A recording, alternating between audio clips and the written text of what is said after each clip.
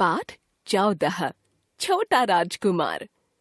चंबल नदी के किनारे एक नगर बसा है, मुरैना।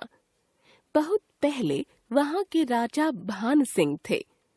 भान सिंह के राज्य में जनता प्रसन्न रहती थी। चारों ओर खुशहाली ही खुशहाली थी। एक दिन अचानक भान सिंह को चिंता हुई कि उनके बाद जनता की देखभाल कौन करेगा। भान सिंह के 5 पुत्र थे और 5 आज्ञाकारी थे।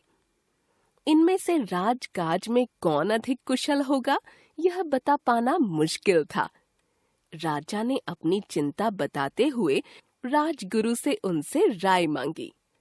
राजगुरु ने राय दी, राजन, राजकुमारों को मिट्टी का एक एक घड़ा दें और उसमें ओस के कण भर कर लाने को कहें। इस कार्य में जो सफल हो उसे भावी राजा घोषित कर दें। भान सिंह ने ऐसा ही किया।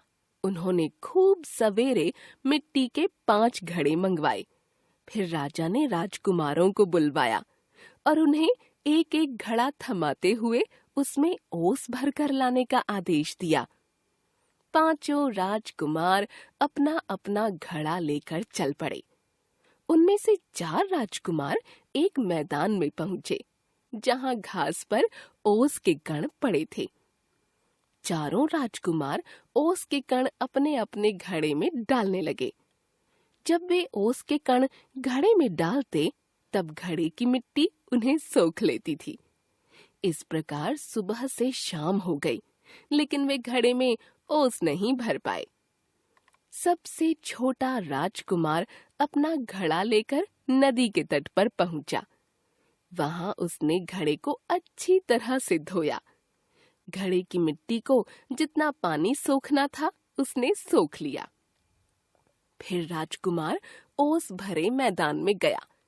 वह अपने साथ कपास भी ले गया था। उसने थोड़ा सा कपास लेकर ओस में भिगोया और उसे घड़े के अंदर निचोड़ा। इसी प्रकार कपास से ओस निचोड़ निचोड़ कर राजकुमार ने अपना घड़ा ओस के कणों से भर लिया। अब तक शाम हो चली थी। 5 राजकुमार राजमहल की ओर लौटे। 4 राजकुमार अपना अपना घड़ा खाली लेकर वापस लौटे थे। केवल छोटा राजकुमार ही घड़े में ओस के कण भर कर लाया था। राजा ने समझ लिया कि छोटा राजकुमार ही गद्दी संभालने के लिए उपयुक्त है। उन्होंने सबसे छोटे राजकुमार को ही भावी राजा घोषित कर दिया।